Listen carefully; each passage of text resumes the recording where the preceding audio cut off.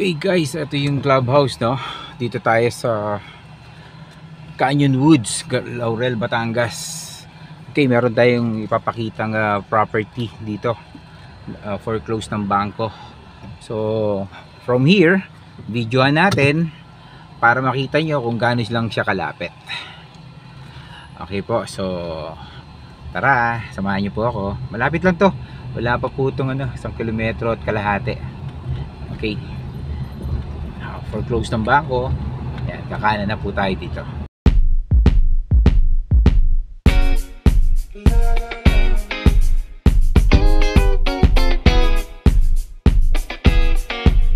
Tapos kaliwa ulit dito. Okay, nasa phase 1 lang tayo ha. Mula dun sa ating clubhouse, phase 1 din ito, itong ating property na to. Binibenta natin to, foreclose ng bangko. Okay.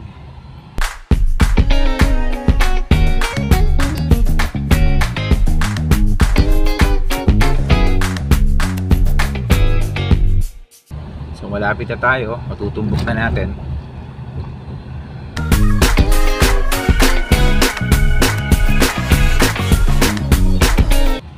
So ayan po, sa may motorsiklo na yan, pero dito tayo dadaan. Okay.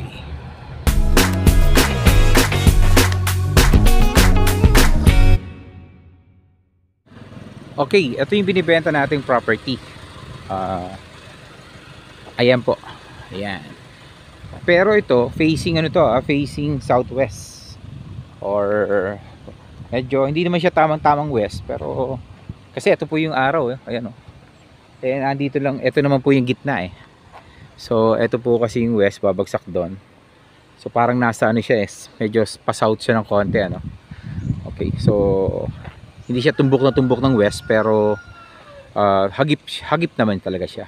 Okay, para at least kung medyo may issue po tayo sa south or west or east na mga facing, eto sinasabi na po natin, maliwanag na maliwanag pa sa sikat ng araw.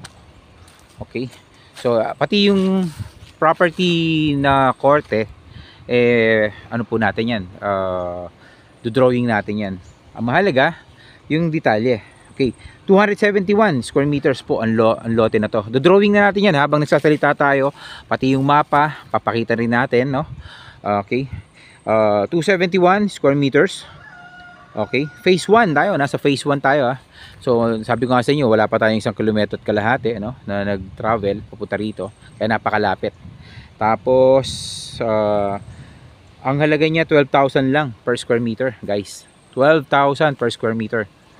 Grabe, sobrang mura lang nito. Okay, kasi nasa phase 1 kayo, kasi yung furniture natin kanina nasa 15,000 yan, pero malapit lang sa clubhouse. At medyo malaki yun ha. Ito maliit lang to. Okay, so guys, times natin sa 12,000 yung 271 square meters, 3,252,000. 3,252,000. Ayan po. So yung korte, umabot talaga yan dito, no? So medyo bumagsak ng konti rito. Nakita niyo yung medyo gumanon yung lote, no? Pabagsak ng gano'n, di ba? Bumaba. Ayan, ito pababa yan eh. Ayan, makikita niyo ba? Bumababa hanggang doon. Ayun, may kalsada pa ron. Ayun. Okay. Pero yung iba po, madaling gawa ng paraan yan sa construction. Hindi naman issue yan, ano? Yun nga lang, medyo may konting gastos or may iwasan din yung gastos pagka diniskartehan. Okay po. So pakita natin yung kalsada. Ito, may island dito, no? Ayan, may island. Pwedeng gumanon, pwedeng pagka tagaron ka, di kalikanan kang ganon, no? Pagka naman taga rito ka, di dire-diretso ka lang. Okay. So ang property mo mula sa gitna na to, kasi ito po yung pinakagitna eh. Okay. So ito po yung island, no? Approximate lang to guys ha, hindi to talagang definite na.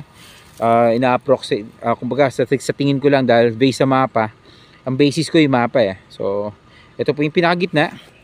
Tapos ang pinaka frontage nito nasa 10 to 11 meters, no? So most probably mula dyan, sa gitna na yan, papatak yan hanggang dito. Ito. Tapos bubuka. Pabuka yung pabukay yung ating property. Kaya medyo talagang madadali yon. Hanggang doon pa yung lote nyo, medyo malaki, malawak. 271 yan 271 square meters. Ayan po. Okay, ikutin pa natin yung sa mga gustong makakita ng kalsada rito. Ayan po. Okay. Kitang kita yan, di ba? Ito po. Ayan. Ayan. Tapos yung property, ito. Ayan. Property. Ayan. Okay. Kitang kita po. Ayan.